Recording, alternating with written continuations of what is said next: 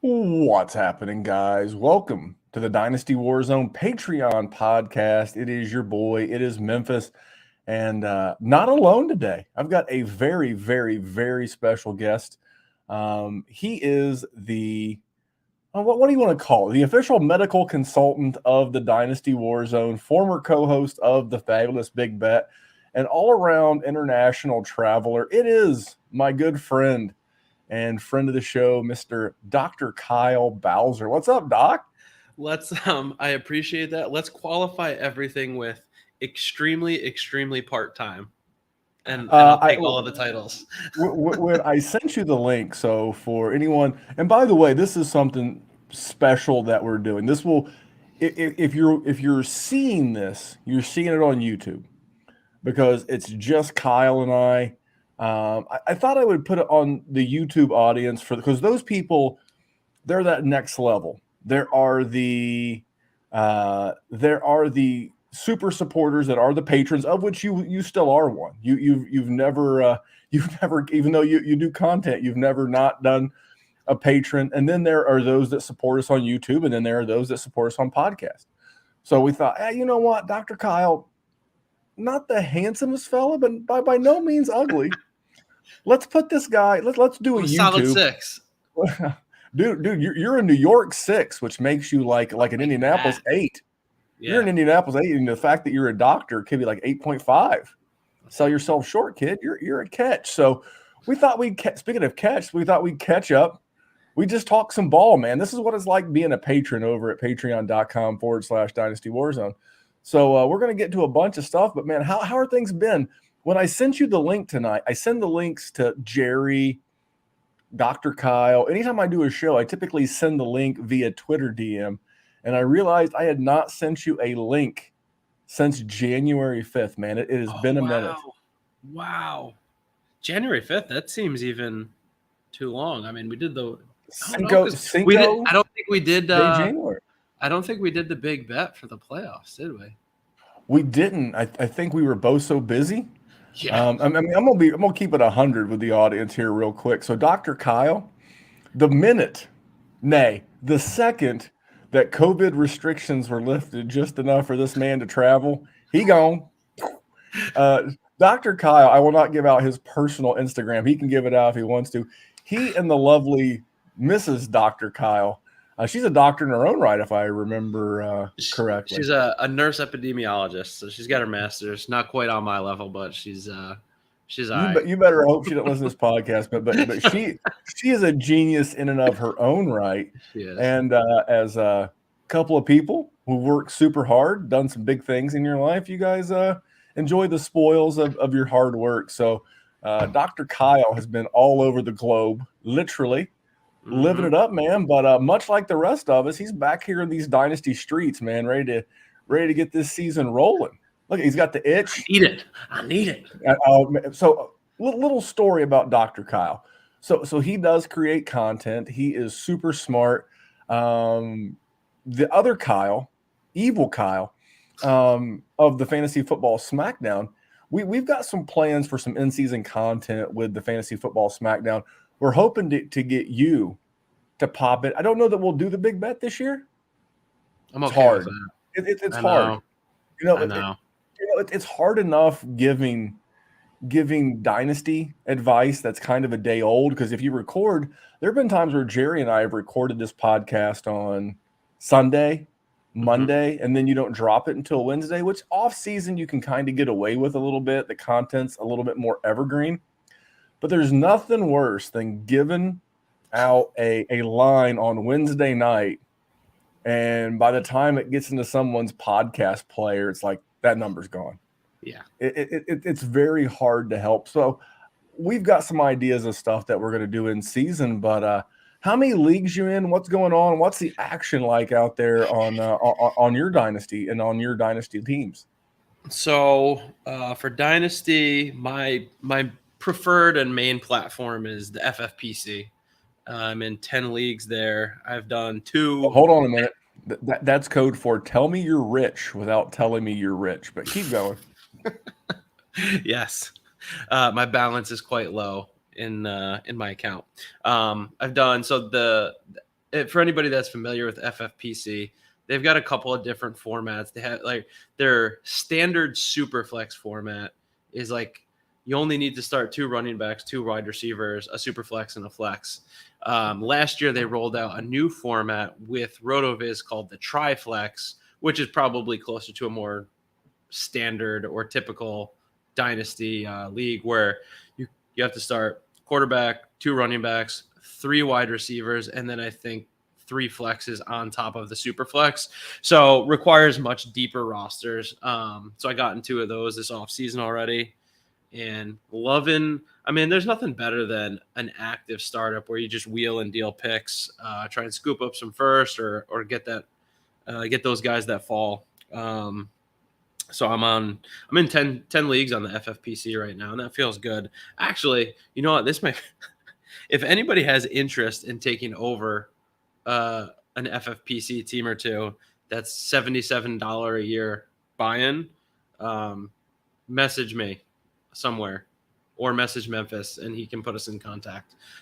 Because as I don't want to call myself a high stakes player, but the stakes are getting high with some of my buy-ins. So the $77 ones aren't quite worth it anymore. But there's some juicy rosters that have built up that I'd be happy to hand off to somebody. But I think we have to bring up, I was the first contractor ever. That's how we met. Number 1 on your shirt, number 1 in my heart. Yeah. And so I have to bring up the roster because what's funny about this league is I've gotten so much credit from the guys in the league. It's this was my first Dynasty league ever. It was a $750 a year buy-in. I dove headfirst into that shit. There's no decimal point in there, right? It's 750 period or decimal point 00. Correct. That was my first. I was like, yeah, this sounds good. I could do this. And it came up again, like I think yesterday. And I was like, guys, I still remember my first six picks in that league, I think. And I think through my first 6 picks in that league, that must have been a 2019 startup. I had already traded away my future first and maybe second too. And I drafted DeAndre Hopkins at, I think, 104 or 105 with Patrick Mahomes still on the board. I drafted Andrew Luck at 204. And then I drafted Todd Gurley at 210, I believe. And then my next few picks were Adam Thielen, AJ Green, Phillip Lindsay, and Devonta Freeman. So I think I had 7 guys through like 6 or 7 rounds, and that was my roster. And suffice to say, you can say that you have been on the struggle bus. Struggle indeed. Struggle. But, I mean, for a 2019 roster, a lot of that's not out of bounds for that startup season. I mean, I kind of cringed a little bit when you said DeAndre Hopkins, but 4 years ago, that's when that was 19, 20, 21. Technically, like linear calendar years, it was 3 years ago. DeAndre Hopkins was 26, maybe going into his 26 age or 27. Going into his age, he was in his super peak. Yeah. I mean, he still had Deshaun Watson as his QB. I mean, it was full speed ahead, and Hopkins has had some good years, since that time. So that would be the Phillip Lindsay.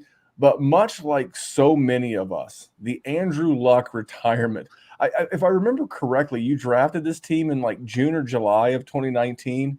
And then 6 or so-ish weeks later, Andrew Luck hangs him up and kicks you right square in the old kablinky. Yeah, and not only that, but the FFPC puts a cap on the Superflex startup drafts where you can only leave the draft with 3 quarterbacks. And my other 2 quarterbacks were Big Ben and Josh Rosen. And so I had my hands tied just Big Ben immediately. Yeah, exactly.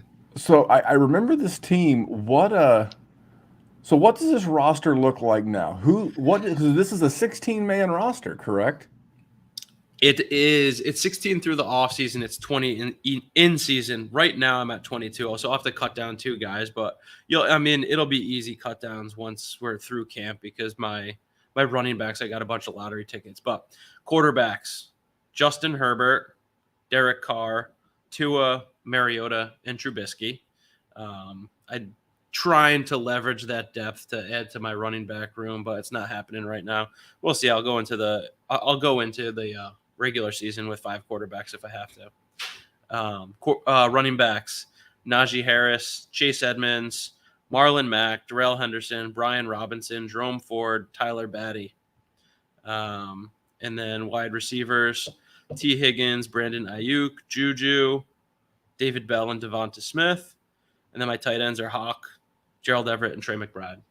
And I have my first and another team's. It'll be a late first, but I've got 2 firsts and a second and a couple thirds for next year. So I've got ammunition still too.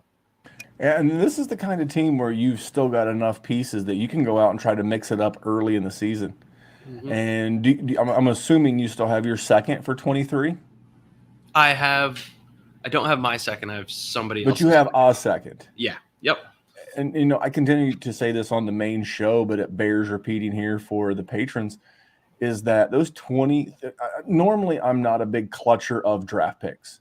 Mm-hmm. I'm somewhere between a pick hoarder and Les Snead with the Rams. I mean, what'd he say? Fuck those draft picks.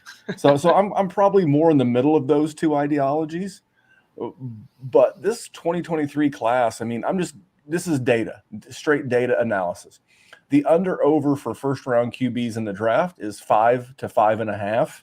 So, and then the running back crowd, the Devy crowd, are already showing me 5 running backs that could be in the, in dynasty circles will be highly sought after. Right. So there's 10 guys. This is a 12-person league, right? Yep. Perfect. You're going to add potentially another QB, another running back, and then all those seconds. My favorite last name is Butte, the guy from LSU. Those. I think it's Keontae. I think it's Keyshawn or Kayshawn. It's the fact of the matter is his last name is Butte, and that's the whole reason why he's getting a run on this show right now in August of 22. He'll get a lot of run in August of 23. But the only reason why you're even hearing his name now is because his last name is Butte. So, no, you have been an active trader in this league. Yeah. You post a lot. And what kind of trades are you seeing out there? Who are people at this level? And by the way, for the patrons listening, for the people who happen to be tuning in on YouTube who just want to, see the visual of this podcast, don't equate money with intelligence. We do that shit all over the place in this world. Oh, this guy drives a Tesla. He must be super smart. Not necessarily. He could be a complete idiot.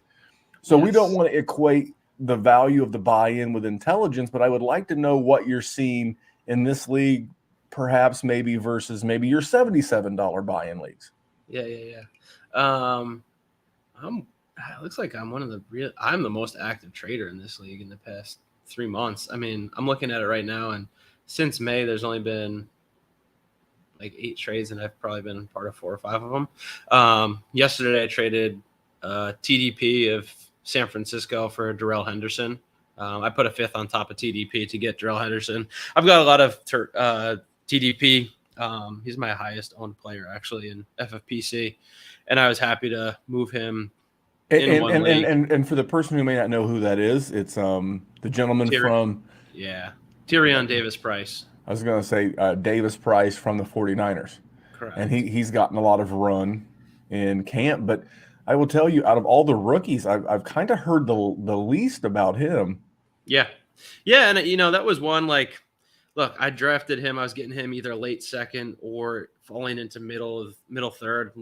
I'll take a shot on the San Francisco backfield and a guy with 3rd-round draft capital. I know everybody's like, oh, Trey Sermon. I'm like, yeah, but y'all drafted Trey Sermon in the late first last year, so you're mad. I'm not drafting this guy there. But having 5 out of 10 leagues with him, the Elijah Mitchell owner's been bugging me about him for a little bit. I looked at his roster. I'm like, let's kick the tires on Darrell Henderson. If anybody's going to be catching passes in Los Angeles, it'll be him, I think. And I'm still not sold that Cam Akers is going to be able to handle the full workload. So definitely a much less muddy backfield and potentially some pass catching upside there. So I don't mind. Here's the thing. I think people assume that another running back in a backfield just means it's a death knell for the main running back. It's like I've never considered Melvin Gordon's presence to mean the end of Javonte Williams.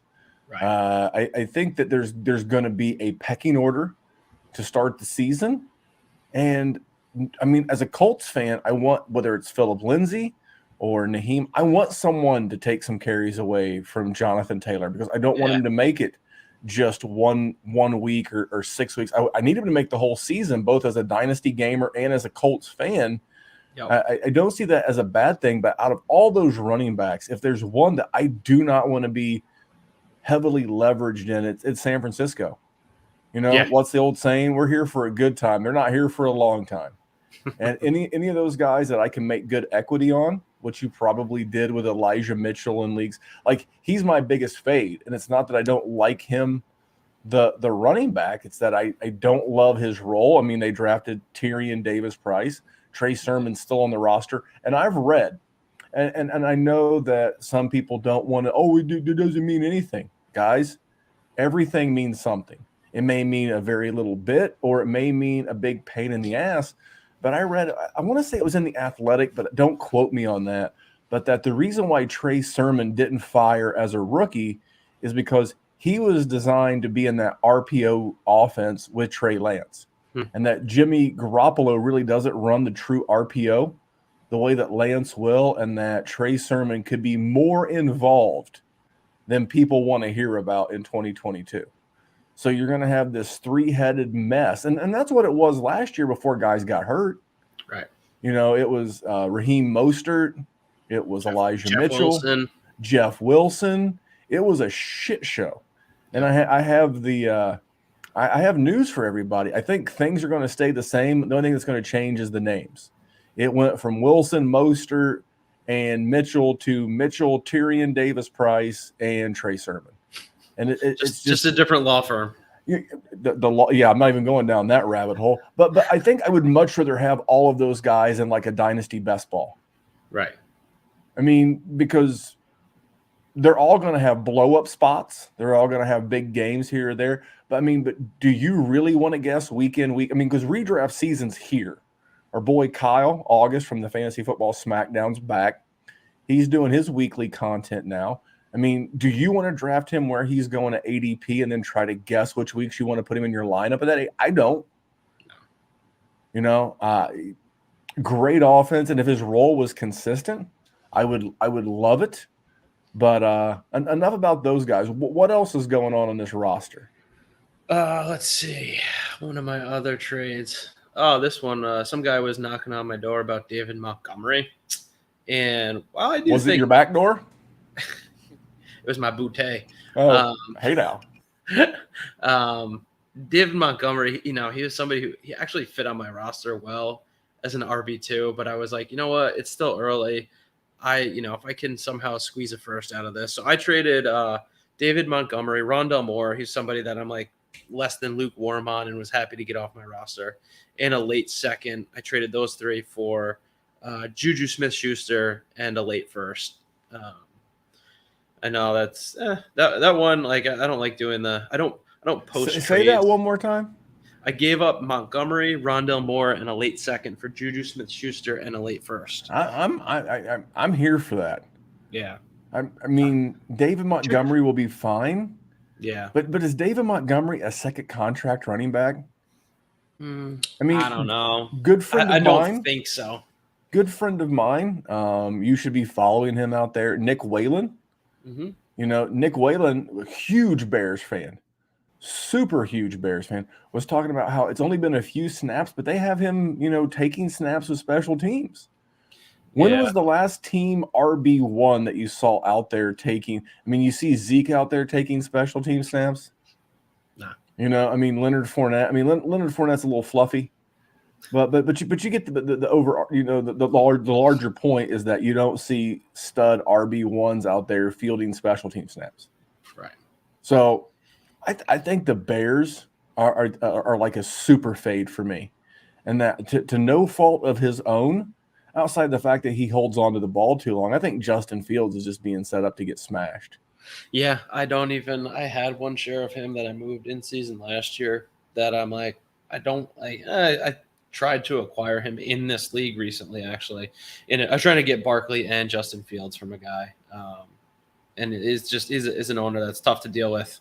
Not a tough person. He's just like tough to make a deal. So I was like, you know what, not even going to bother. But it was one of those things like I have the depth at quarterback where I was like, you know, if I could, I'm willing to take that big swing on somebody like Fields, knowing that I'm insulated with, you know, Herbert and Carr, Herbert and Tua. Because I forget what the offer I sent was, but I think I was sending like Tua or Carr and Najee for Fields and Barkley, and maybe there was some other player swap in there, but the guy wasn't interested. So I was like, you know what, probably for the better.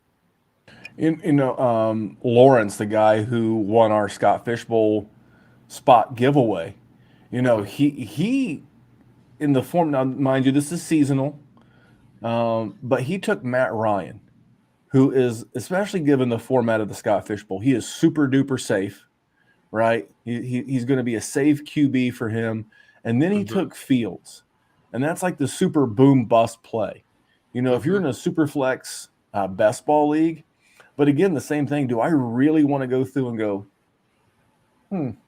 is this the week I want to plug in Justin Fields? I mean, he's playing the Lions, but the Lions could be better. I don't want to. I was listening to the Pro Football Focus podcast. It's the one with the white and blue artwork on your podcast, Sam and Steve. Yeah. And one of those guys had a real interesting take. He was like, would now be the time to trade Justin Fields as the Bears organization, knowing that you're going to suck and you're going to wind up with like the first or second or third overall pick, potentially being on the clock to draft a rookie QB, because next year will be year 3 of Fields' rookie contract. And isn't the whole point of having a rookie on a rookie contract to have like the Lions are doing it correctly? I know that feels dirty and backwards to say. I love what the Lions are doing. I would agree 100%. Weird. They have built the offensive line. They have got the skill position. So now they're going to come in here, and I think Atlanta's doing the same thing. I think that's why they're bridging with Marcus Mariota. They've added Drake London.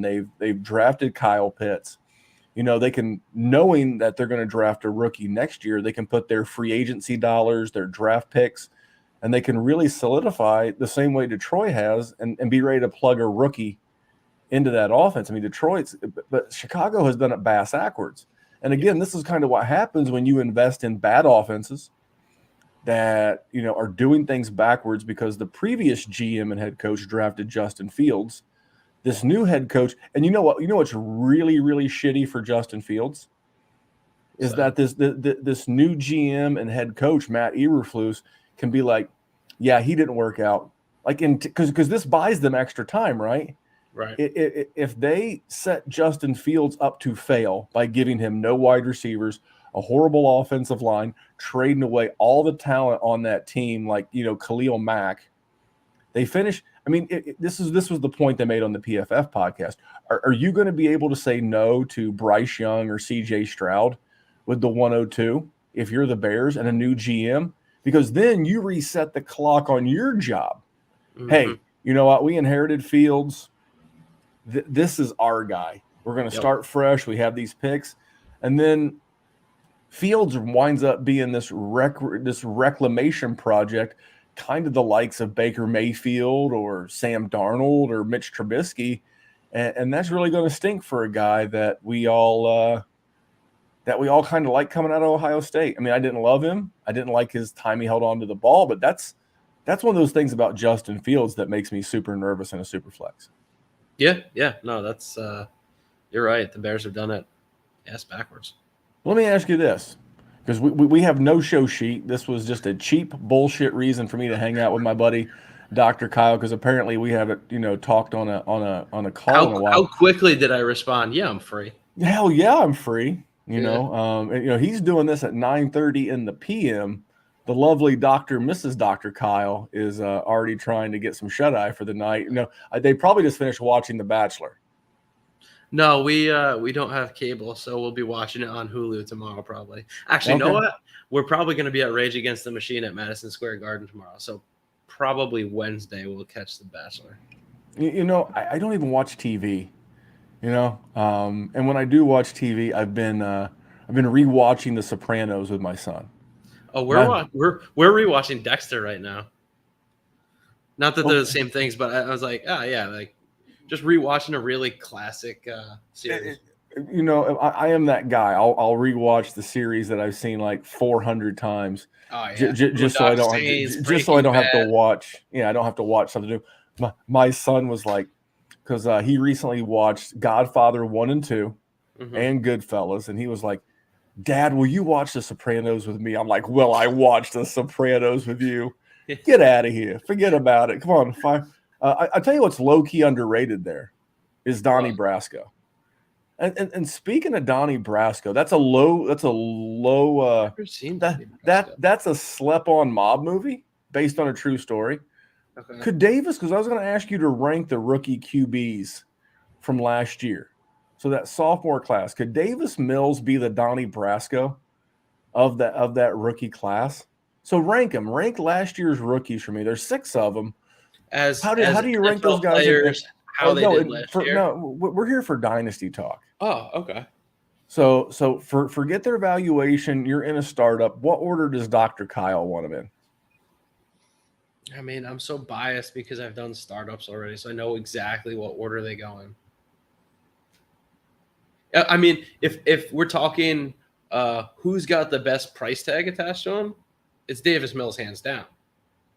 Like what's fascinating about the startups I've done is like Trevor Lawrence, Trey Lance, and Justin Fields ADPs have really not changed since last year.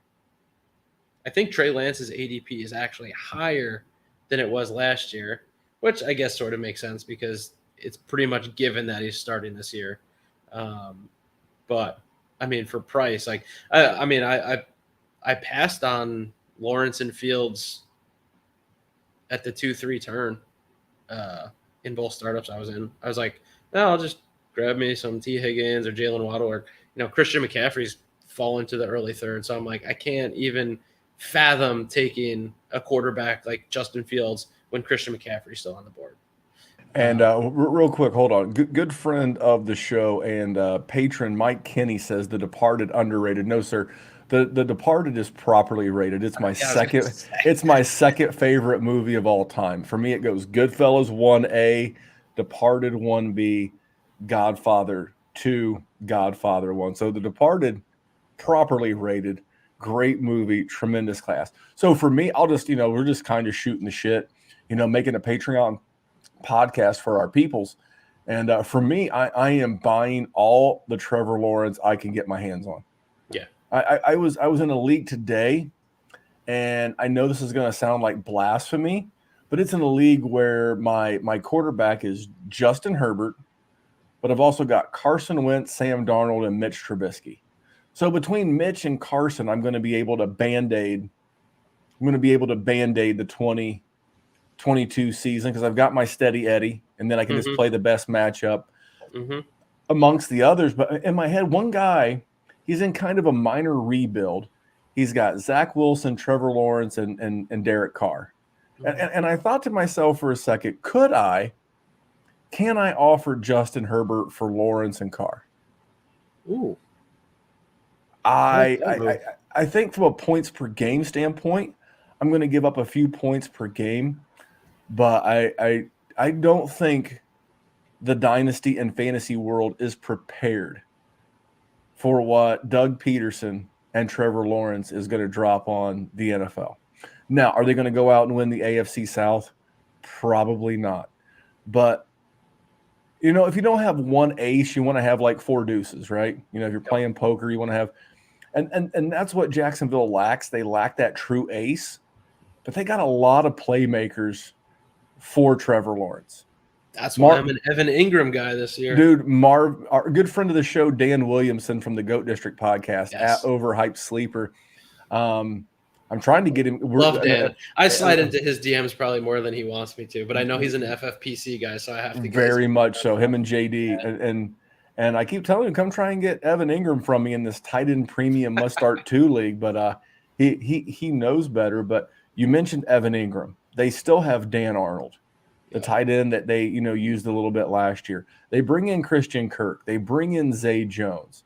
They have Marvin Jones. They still have Laviska Shenault. They get the return of Travis Etienne. What does that mean from a pass catching standpoint? I have no idea. And I don't know that I love any one of them, but I'm not worried about them. I'm worried about how a unique play caller and an offensive mind like Doug Peterson can put these guys in positions to make Trevor Lawrence score me a whole bunch of fantasy points. And I don't want to give up Justin Herbert. I just think that we're going to be looking at Trevor Lawrence a year from now as the prodigal son. The prodigy has returned.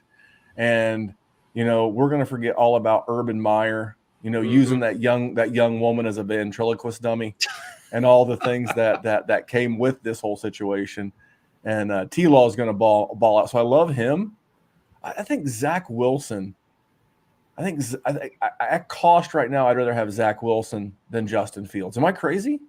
No, actually, let me see where I got. Zach Wilson was one of my QBs I drafted. He threw a ball. He threw a ball in camp the other day, 69. Hey now, nice miles an hour, and it was like some kind of a record.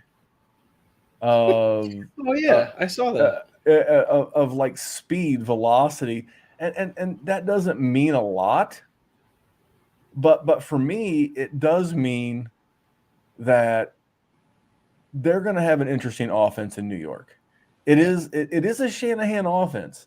And that's been what I've heard the naysayers say about Russell Wilson in Denver, is that is a derivative of the Shanahan offense. And that year 2 is when quarterbacks really flourish, like Aaron Rodgers. Mm-hmm. And the back half of year 1 really came on late. And then the last 2 years, he's won the MVP in that offense. This is Zach Wilson's second year in that offense. It's Corey Davis's second year in that offense. Elijah Moore's second year in that offense. They added Breece Hall. They added Garrett Wilson. They added Tyler Conklin. They added CJ Uzoma. They added additional linemen. I think we're going to look back in a year, and I think we're going to look back and be like, we missed the boat. Mm-hmm. And then the last one we've already talked about, Fields. Where are you at with Trey Lance? I would say he's the most polarizing. I mean, yeah. I think everybody's on the same page with everybody else, with T-Law, Davis Mills. Even with Justin Fields, I think everybody thinks he's being set up to get the shaft. I think everybody's kind of hoping Zach Wilson can. But I think Trevor Lawrence is the one that has been the most polarizing as far as Trey Lance, you mean? Yes, I'm sorry, Trey Lance from San Francisco. About some people think he's going to do great. Some people think they're keeping Jimmy Garoppolo around for a reason. Super. Where are you at on the Trey Lance camp? So I've got none, and I had him. And I probably sold him cheaper than I should pre-draft for – I think I traded him for Carson Wentz, CEH, and Pat Freiermuth, which felt like a pretty good package at the time. It still might pan out, but I know I could have got more. Otherwise, I got none. He's going to be – I'll have him in probably half of my redraft leagues, single quarterback, just like this super high upside with the rushing floor that and, just – pick up Davis Mills or something if it doesn't pan out. But that's where I want to be too. That's where I want. I mean, that's where I want to live as well, because I don't mind drafting like that Kirk Cousins, Derek Carr type in a 1 QB seasonal league. Right. And then why wouldn't I leave with like the 15th or 16th round with a Justin Fields or a Trey Lance? I mean, those guys are potential league winners. Right. But because you've got a Kirk Cousins or a Derek Carr, if they wind up busting, which is well within their range of outcomes, then you walk away and you're like, I took a shot. I'll go pick up another tight end. Right. Yeah. I don't know. It's well, I was going to try to find a trade for you, but it's been so long ago. I traded not Justin Fields, Trey Lance. I'm freewheeling here. I'm pretty sure I got Matt Ryan, the 107 and the 108 for Trey Lance and like a second. I'm trying to figure that out. What do you think? I'm gonna get the actual trade. What do you think about me moving him for multiple picks and Matt Ryan in a super flex? I like that. I mean, was that pre-draft or post-draft? That was pre-draft. That was like way back in like so. I like it even better than when you think that you're probably going to he get. Was Matt Ryan was still a Falcon at the time, but here's what I will tell you is here was my thought process. My thought process was this GM is a Devi content creator out there in the space. And anytime I play with anybody in any format, I instantly go to that person's on Twitter and put in a player's name. If they've tweeted about him in any form or fashion, good or bad, I know. And I knew this guy was a big Trey Lance guy, and I came through with an offer, and I'm trying to pull that up so that we can talk about it real quick, and then we'll get out of here. But yeah, I was not opposed to moving him for parts, sir. Yeah. Who'd you end up getting with the 107 and 108? Do you remember? So here it is. I gave up Trey Lance and a 2023 third, and in return, I got Matt Ryan, the 107, and the 202. Okay. Matt Ryan and the 202. I don't know why I thought I had the 108. I'm going to the draft now. At the 107, I took Chris Olave. Okay. Because I also had the 108, and I took James Cook. Okay. And then at the 202, I took George Pickens. Ooh. So nice. There you go, sir. Good stuff. I like that. I mean, I like Olave. Oh, I've got Justin Herbert in this league too. So, in case you have that, you have a theme. So, anyway, man, I'm gonna wrap this thing up. This is a little bit long for a Patreon podcast. Normally, we keep it about a half an hour, but I'm good to have you back. Are you planning on joining us in the fall? Yeah, at least in some capacity. Well, I'm not ready to spring it on the listeners yet. Patrons, we'll talk a little bit more about in the group chat. But we're going to do some things with Kyle. I'll just say this: we're going to be focused a little bit more on NC. There'll still be a Dynasty WarZone. It'll still be every Wednesday. It may be a shorter show, so that we can focus more time on the in-season stuff. And just more to come. But man, I'm super excited that you jumped on with me. And what do you got to say to your fellow patrons before I hang this thing up? Oh shit! Always be traded. No, seriously. You stole that from JD. But so what he's saying is if you're in one of the many patron leagues this man's in, send him a trade. Honestly, yeah, those. You know what? Because FFPC is my primary platform. I'm always like scrolling to see like what teams I should be making trades for. I'm never on Sleeper. Guys, hit me up on the Sleeper ones, please. Yeah. Make me be active. Same. Sleeper will make what little hair I have left fall out with all the notifications, especially now that camp's in. So who was it?